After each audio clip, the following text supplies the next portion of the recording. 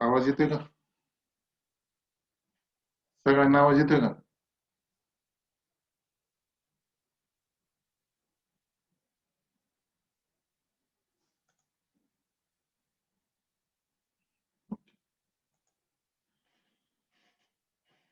देशातील लोकसंख्या हे एक महत्वाचं संसाधन आहे हे आपण यापूर्वीच्या तासाला पाहिलेलं होतं. त्यामध्ये लोकसंख्येची गुणवत्ता हा एक महत्वाचा घटक मी तुम्हाला सांगितलेला होता आणि त्यावर आपण मागच्या तासाला चर्चा केलेली होती. त्यानंतर एक कृती सोडवलेली होती. भारताच्या नकाशावर आधारित असणारी कृती आपण सोडवलेली होती. अर्थातच त्यानंतर भारताच्या लोकसंख्येचा विचार करत असताना लोकसंख्येच्या वितरणावर परिणाम करणारे घटक मी तुम्हाला सांगितलेले होते. लोकसंख्येच्या वितरणावर परिणाम करणारे घटक मी तुम्हाला सांगितलेले होते. आणि हे सांगत असताना भारताची लोकसंख्या 121 कोटी आहे आणि भारत हा जगातील लोकसंख्येच्या बाबतीत दुसऱ्या क्रमांकाचा देश आहे हे मी तुम्हाला सांगितलेलं होतं. भारतानं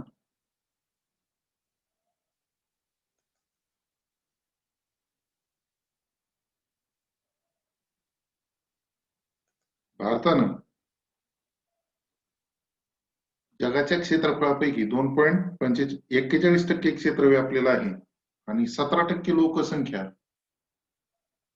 ही भारतामध्ये राहते.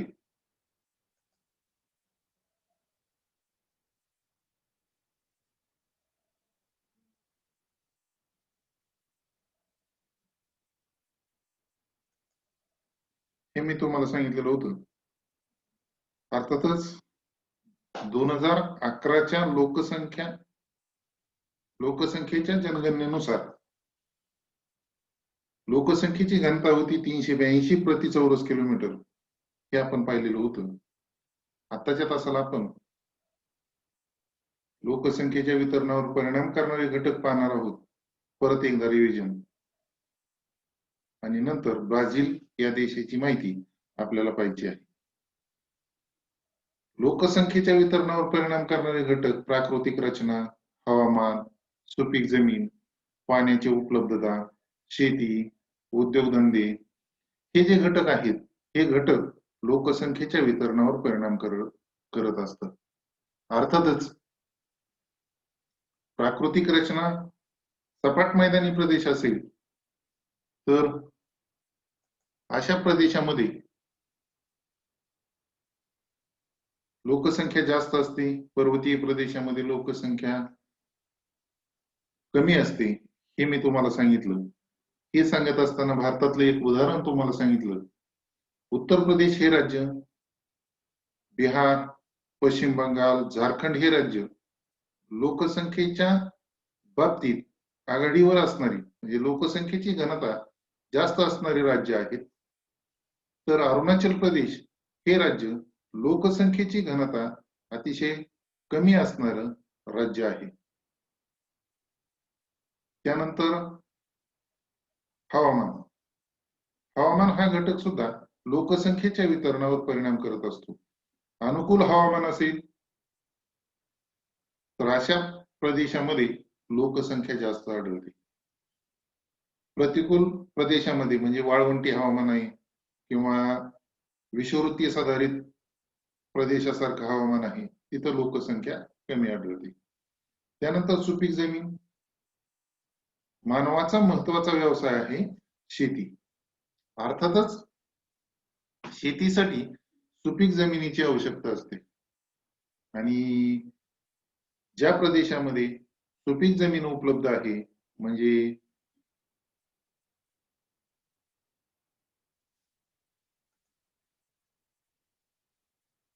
भारतातील मैदानी प्रदेश जिथं गाळाची जमीन आहे, काळी कापसाची जमीन या सुपीक प्रदेशामध्ये, सुपीक मृदेच्या प्रदेशामध्ये लोकसंख्या जास्त आढळत असलेली आपल्याला दिसून येईल. त्यानंतर चौथा घटक सांगितला पाण्याची उपलब्धता. पाण्याची उपलब्धता ही त्या ठिकाणच्या पर्जन्यमानावर अवलंबून आहे. भूपृष्ठीयसाठी आणि भूजलसाठी हे या प्रदेशामध्ये त्या ठिकाणी पर्जन्याची उपलब्धता जास्त आहे. अशा प्रदेशामध्ये भूपृष्ठीयसाठी आणि भूजलसाठी हे मोठ्या प्रमाणावरती आढळतात. अर्थातच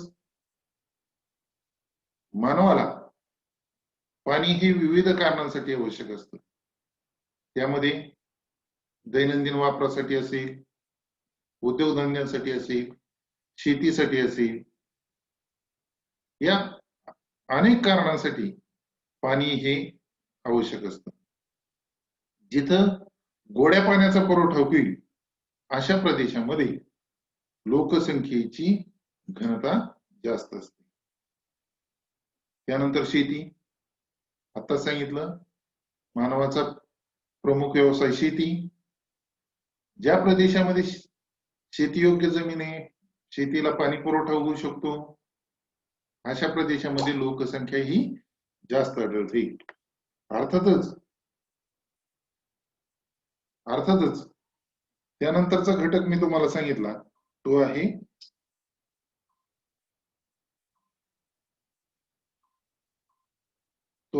उद्योगधंदे. ज्या प्रदेशामध्ये उद्योगधंद्यांची घनता जास्त आहे, आधुनिक काळामध्ये उद्योगधंदे हा घटक रोजगाराच्या दृष्टीने अतिशय महत्वाचा आहे.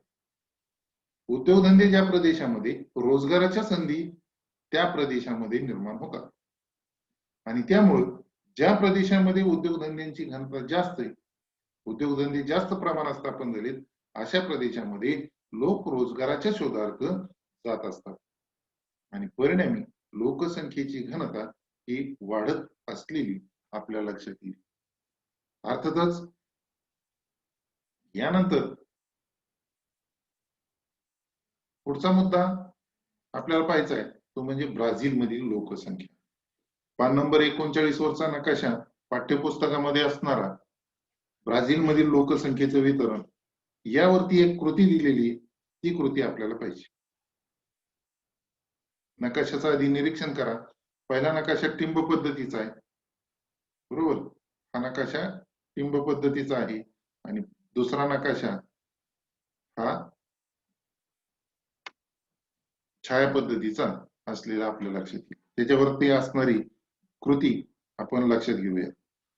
कोणत्या भागात लोकसंख्या मोठ्या प्रमाणावर केंद्रित झालेली? पहिल्या नकाशामध्ये आपल्याला हा जो प्रदेश दिसतोय, किनारपट्टीय प्रदेश सगळा, या प्रदेशामध्ये लोकसंख्या ही जास्त आढळत असलेली दिसून येईल. त्यानंतर हा किनारपट्टीय प्रदेशामध्ये लोकसंख्या जास्त आहे. दोन्ही नकाशामध्ये आपल्याला पूर्व किनारपट्टीय मैदानी प्रदेशामध्ये, किनारी प्रदेशामध्ये लोकसंख्या जास्त आढळते. याचं कारण आहे ह्या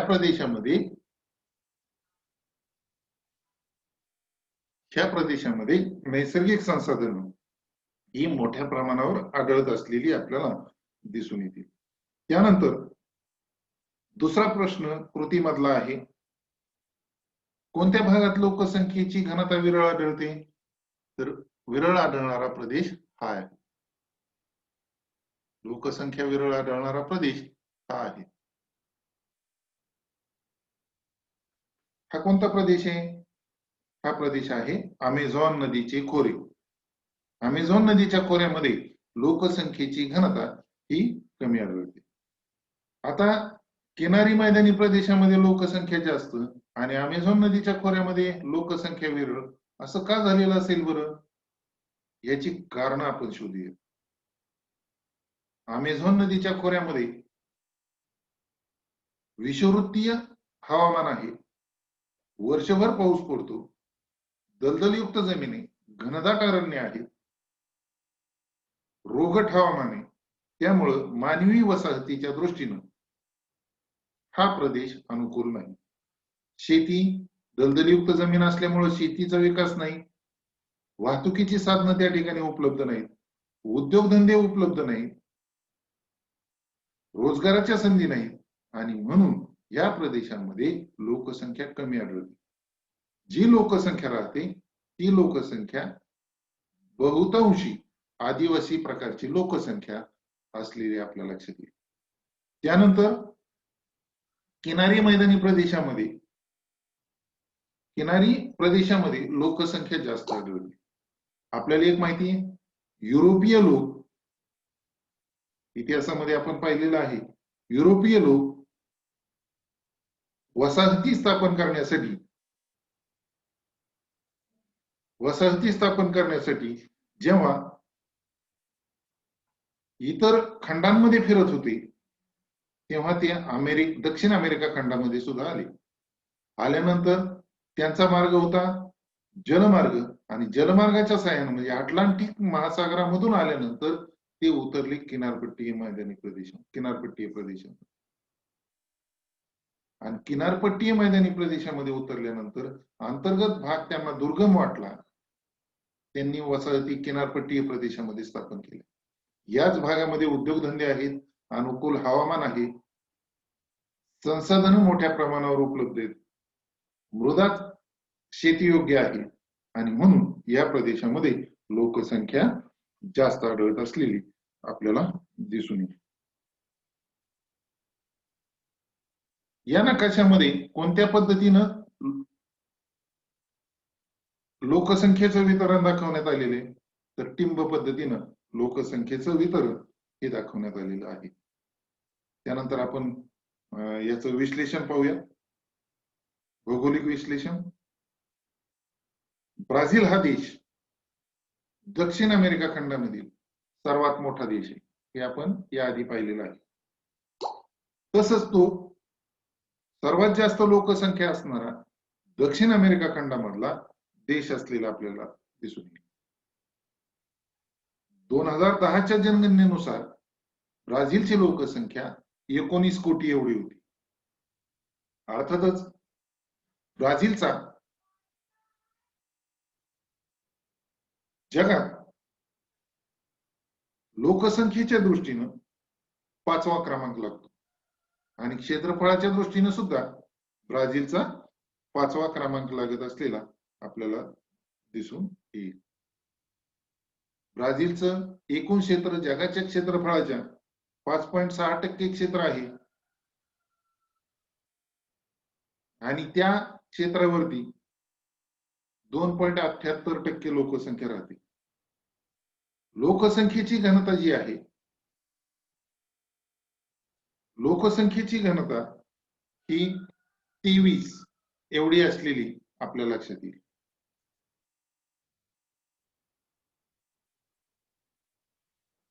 लोकसंख्येची घनता ही 23 असलेली दिसून येईल. पूर्व किनारपट्टीवर लोकसंख्येची घनता जास्त आहे. याचं कारण आहे त्या ठिकाणचं अनुकूल हवामान. जसं आपण ब्राझीलच्या अंतर्गत भागामध्ये जाऊ तसतसं हवामानीय परिस्थिती ही प्रतिकूल होत जाते. मग अनुकूल हवामान ज्या ठिकाणी आहे अशा प्रदेशामध्ये लोकसंख्या जास्त आहे. त्यानंतर सुपीक जमीन, किनारपट्टी प्रदेशामध्ये शेती करण्यासाठी आवश्यक असणारी सुपीक जमीन ही उपलब्ध आहे. त्यामुळेच ब्राझीलच्या किनारपट्टीय प्रदेशामध्ये कॉफीची लागवड केली जाते. त्यानंतर संसाधनांची उपलब्धता, खनिज किनारपट्टीय प्रदेशात लगत ही खनिज मोठ्या प्रमाणावर आढळतात. मृदा तिथंच आढळते. गवताळ प्रदेश त्याच प्रदेशामध्ये आढळतो आणि म्हणूनच या संसाधनांची उपलब्धता असल्यामुळे पूर्व किनारपट्टीवर लोकसंख्या जास्त. खनिज आढळतात, शेती त्याच प्रदेशामध्ये केली जाते, लोकसंख्या तिथंच आहे. त्याचाच परिणाम म्हणून उद्योगांची वाढ सुद्धा या प्रदेशामध्ये मोठ्या प्रमाणावर झालेली आपल्याला दिसून. अमेझॉनच्या खोऱ्यामध्ये घनता कमी आढळते. याचं कारण अमेझॉन खोऱ्यामध्ये प्रतिकूल अशा प्रकारचं हवामान,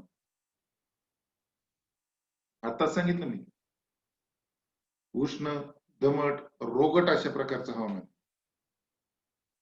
वर्षभर पाऊस पडतो, आरोह प्रकारचा पाऊस पडतो आणि त्याचाच परिणाम म्हणून या प्रदेशामध्ये लोकसंख्येची घनता ही कमी असलेली आपल्या लक्षात येईल. पर्जन्याचं प्रमाण जास्त आहे, दलदलयुक्त जमीन आहे, ती जमीन शेतीसाठी उपयोगात आणता येत नाही, वनघनदाट आहेत, दुर्गम प्रदेश आहे, इतके दुर्गम की सूर्यप्रकाश सुद्धा जमिनीवर पोहोचू शकणार नाही अशा प्रकारची वन त्या प्रदेशामध्ये आढळतात.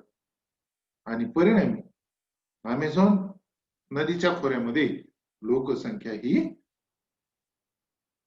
लोकसंख्येची घनता ही कमी आढळत असलेली आपल्या लक्षात येईल. त्यानंतर पुढच्या मुद्द्याकडे वळूया. पुढचा मुद्दा पाहण्याआधी ब्राझीलची उच्चभूमी. ब्राझीलच्या उच्चभूमीचा विचार करायचा तर त्या ठिकाणी लोकसंख्येची घनता मध्यम प्रकारची असलेली आपल्या लक्षात येईल. यानंतर पान नंबर 40 वरती 2 आलेख दिलेत. त्या आलेखांचं निरीक्षण करायचं आपण. मी समोर लावलेत ती आहे. पहिला आलेख आहे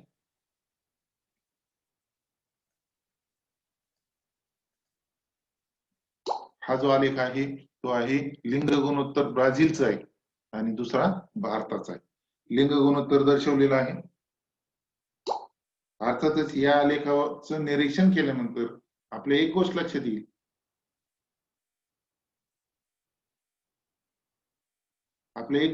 येईल.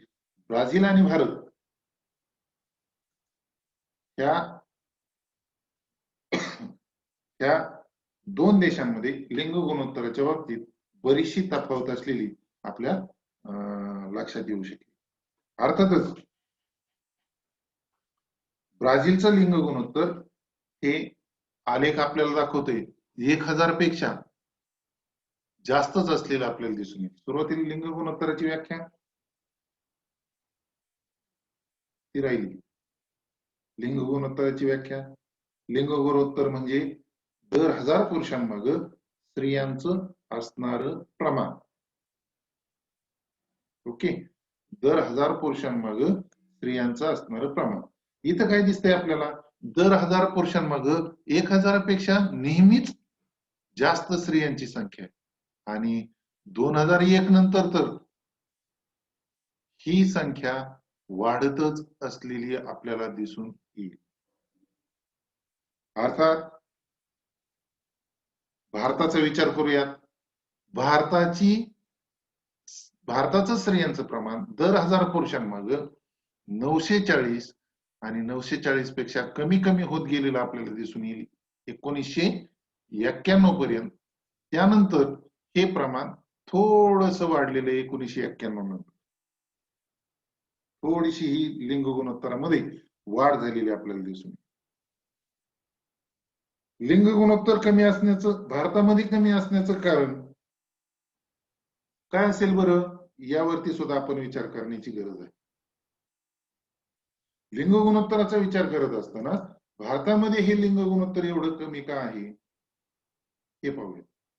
एक पहिला मुद्दा आपल्याला सांगता येईल, भारतामध्ये मुलगा हा वंशाचा दिवा मानण्याची पद्धत आहे. अंधश्रद्धा आहे, रूढी आहेत, परंपरा आहेत.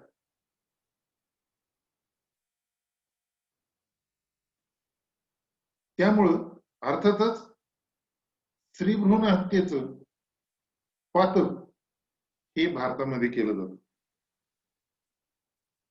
मागे यावरती चर्चा झालेली आहे, पेपरमध्ये अनेक वेळा बातम्या आलेल्या आहेत. त्यानंतर निरक्षरता. भारतामध्ये निरक्षरतेचं प्रमाण जास्त आहे. स्त्रियांना दिला जाणारा कनिष्ठ दर्जा, पूर्वीपासून स्त्रियांना कनिष्ठ दर्जाची वागणूक दिली जाते. त्यांना सकस आहार दिला जात नाही आणि ह्या सगळ्यांमुळे भारतामध्ये स्त्रियांचं प्रमाण कमी आहे. त्या मानानं ब्राझीलमध्ये स्त्रियांची परिस्थिती उत्कृष्ट असलेली आपल्या लक्षात येईल, चांगली असलेली आपल्या लक्षात येईल. मग भारतात असं एखादं राज्य नाही का की ज्या राज्यामध्ये लिंग गुणोत्तर हे जास्त असलेलं आपल्याला दिसून आहे ना. भारतामध्ये केरळ या राज्यामध्ये लिंग गुणोत्तराचं प्रमाण हे जास्त असलेलं आपल्याला दिसून येतं. आपल्याला सध्याच्या काळामध्ये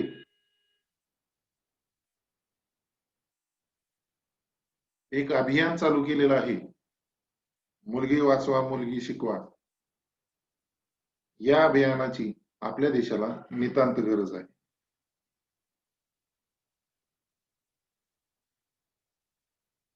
भारतामध्ये बहुतांश राज्यामध्ये लिंग गुणोत्तर हे कमीच असलेलं म्हणजे पुरुषांची संख्या ही स्त्रियांच्या संख्येपेक्षा जास्तच असलेली आपल्याला दिसून येईल. अर्थात हे आपलं दुर्दैव आहे. समानतेची न दिलेली वागणूक हे त्या पाठीमागचं कारण आहे. त्यानंतर पुढचा मुद्दा आहे पान नंबर 41 वर, वय लिंग मनोरा. आपल्याला हा आलेख दिसतोय समोर आणि पुस्तकामध्येही. हे आलेख जरा वेगळे है ना.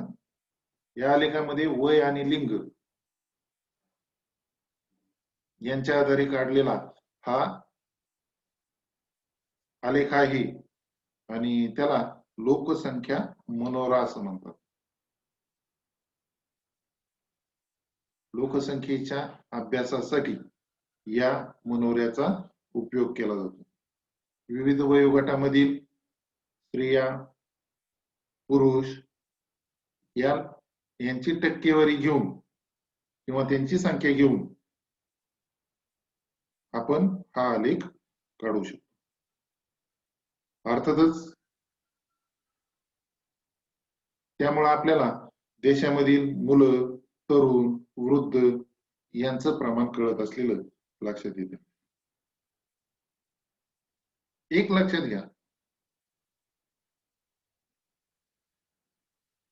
लोकसंख्येचे आपण 3 गट करूया.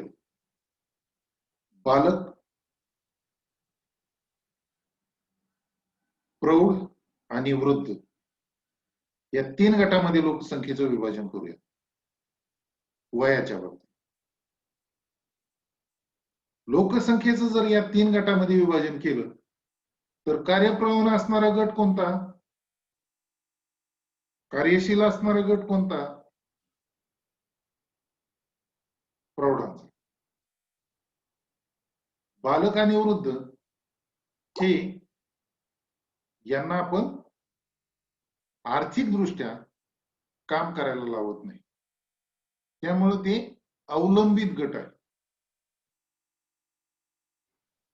अर्थातच ज्या लोकसंख्येमध्ये बालकांचं आणि वृद्धांचं प्रमाण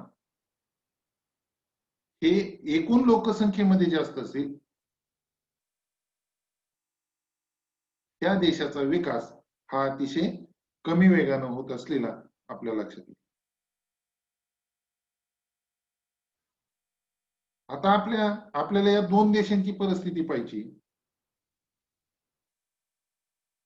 या मनोऱ्याचं जर निरीक्षण केलं, या दोन्ही मनोऱ्याचं जर निरीक्षण केलं तर आपल्या एक गोष्ट लक्षात येईल की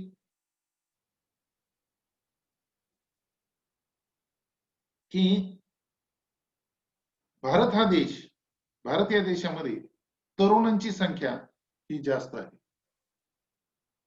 भारत या देशामध्ये तरुणांची संख्या जास्त आहे. ब्राझील हा देश वृद्धत्वाकडे झुकलेला असा देश असलेला आपल्या लक्षात येईल.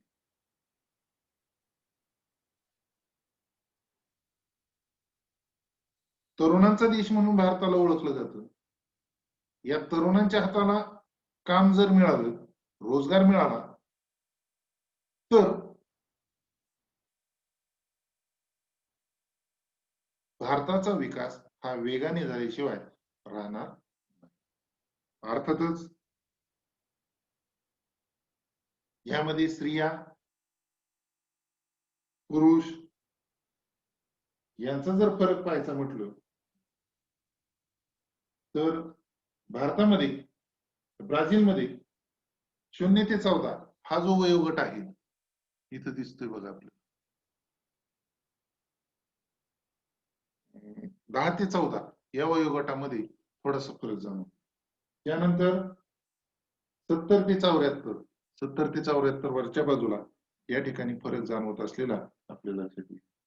त्यानंतर 75 ते 79, 80 ते 84, 85 ते 89 आणि 90 ते 91. 90 ते 91 या भागामध्ये लोकसंख्येमध्ये ब्राझील आणि भारत यांच्यामध्ये फरक आढळत असलेला आपल्या लक्षात येईल. भारतामध्ये 0 ते 4, 5 ते 9, 10 ते 14 बहुतांशी वयोगटामध्ये हा फरक असलेला स्त्री आणि पुरुष यांच्यामध्ये फरक असलेला आपल्याला दिसतोय बघा. अर्थातच यानंतर आपला पुढचा मुद्दा आहे लोकसंख्या वाढीचा दर. लोकसंख्या वाढ म्हणजे काय? लोकसंख्येमध्ये झालेला बदल. लोकसंख्या वाढ म्हणजे काय? लोकसंख्येमध्ये झालेला बदल. मग तो बदल धन बदल असेल किंवा ऋण बदल असेल. एक उदाहरण सांगतो. भारतामध्ये एकूणच लोकसंख्येचा विचार करत असताना, लोकसंख्या वाढीचा विचार करत असताना भारताच्या जनगणनेनुसार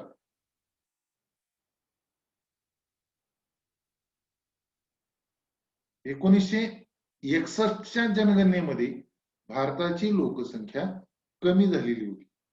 एकूण जी लोकसंख्या होती ती कमी झालेली होती.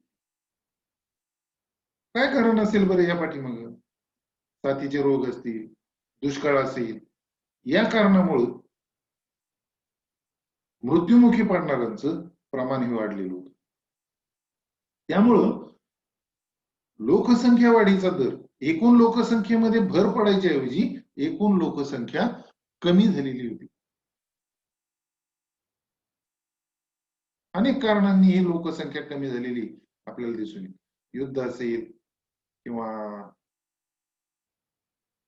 दुष्काळ, पूर, काही भागामध्ये दुष्काळ, काही भागामध्ये पूर, त्यामुळं भूकबळीची समस्या, साथीचे रोग, प्लेग सारखा साथीचा आजार हा पसरलेला होता. त्यामुळे मृत्युमुखी पडणाऱ्यांचं प्रमाण हे वाढलेलं होतं. त्या कालावधीमध्ये भारताची लोकसंख्या कमी झाली होती. पण एकूणच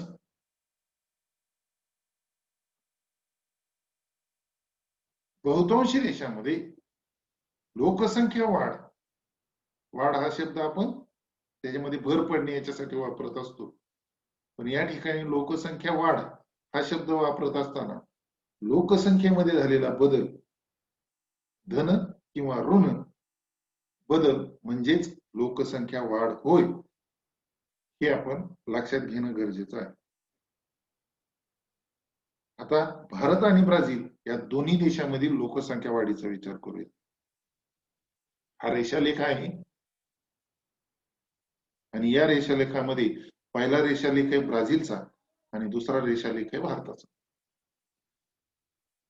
ब्राझीलचा 1960 मध्ये लोकसंख्या वाढीचा दर होता 3 आणि 2001 मध्ये हा कमी होत जाऊन 0.5 पेक्षाही कमी झालेला आपल्याला दिसतोय.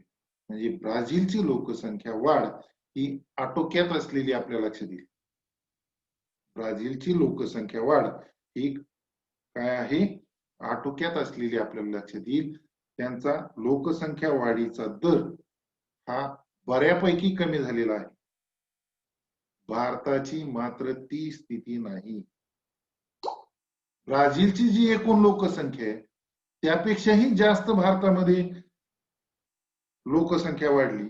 18.2 कोटींनी भारताची लोकसंख्या वाढली 2001 ते 2011 या कालावधीमध्ये. भारतातील लोकसंख्या वाढीचा दर 1971 पर्यंत जास्त होता, त्यानंतर तो स्थिरावला. लोकसंख्या वाढीचा दर हा जास्त होता, नंतर तो स्थिरावला आणि अलीकडच्या काळामध्ये हा हळूहळू आलेख खाली येत चाललेला आपल्याला दिसेल. म्हणजे लोकसंख्या वाढीचा दर हा कमी होत असलेला आपल्याला दिसून.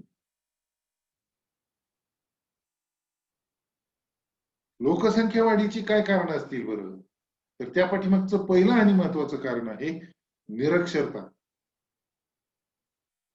लोक विचार काय करतात? आपल्याला उपजीविकेचं साधन पाहिजे आणि या उपजीविकेच्या साधनासाठी जेवढी मुलं जास्त तेवढं उपजीविकेचं साधन हे मोठ्या प्रमाणावर उपलब्ध होईल. मुलगा जन्माला आला, 8-10 वर्षाचा झाला, त्याला कोणत्या तरी कामामध्ये गुंतवलं तर तेवढंच उत्पन्न वाढेल हा लोकांचा कल असणं, निरक्षर लोकांचा कल असणं हे साहजिक आहे. त्यामुळं लोकसंख्या भारतामध्ये वाढलेली आपल्याला दिसून येईल. मुलगा वंशाचा दिवा मानणं, मुलाला वंशाचा दिवा मानल्यामुळं एकापेक्षा जास्त मुलं आपल्या घरामध्ये असावी या उद्देशानं लोकसंख्या वाढली. गरिबी हे एक कारण.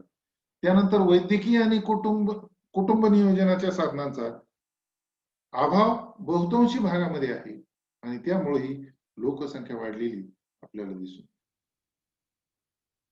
त्यानंतर आपला या पाठामधील पुढचा मुद्दा आहे तो आहे आयुर्मान. अर्थात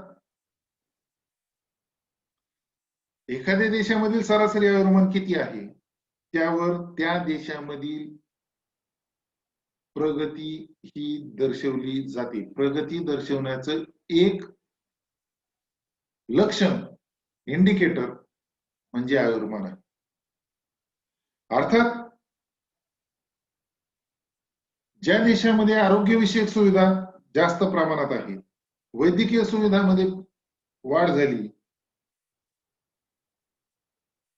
आहार सकस आहार दिला जातोय, जीवनसत्वयुक्त आहार दिला जातोय, अशा भागामध्ये आपोआपच आयुर्मान वाढणार आहे.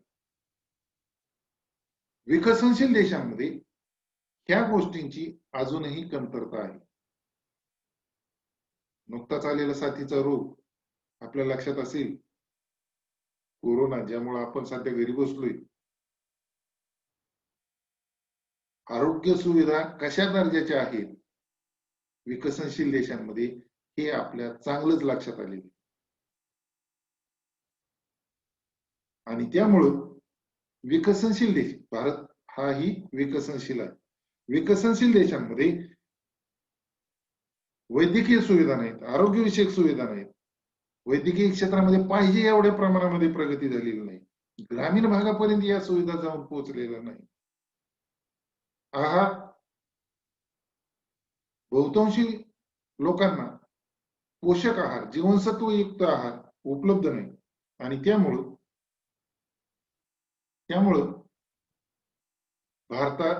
भारतासारख्या देशामध्ये सरासरी आयुर्मान हे कमी असलेलं आपल्या लक्षात येईल. परंतु हळूहळू सामाजिक आणि आर्थिक प्रगतीबरोबर ह्या सुधारणा होत जाणार. एक प्रगतीचं लक्षण म्हणून ह्या आयुर्मानाकडे आपण पाहणार आहोत. त्यानंतर पुढचा घटक आपल्याला घ्यायचा आहे तो आहे साक्षरता. साक्षरतेच्या बाबतीत या दोन देशांचा विचार करूया. ब्राझीलचं सरासरी आयुर्मान 75 आहे 2016 मध्ये आणि भारताचं सरासरी आयुर्मान 68 आहे. हे हळूहळू वाढते.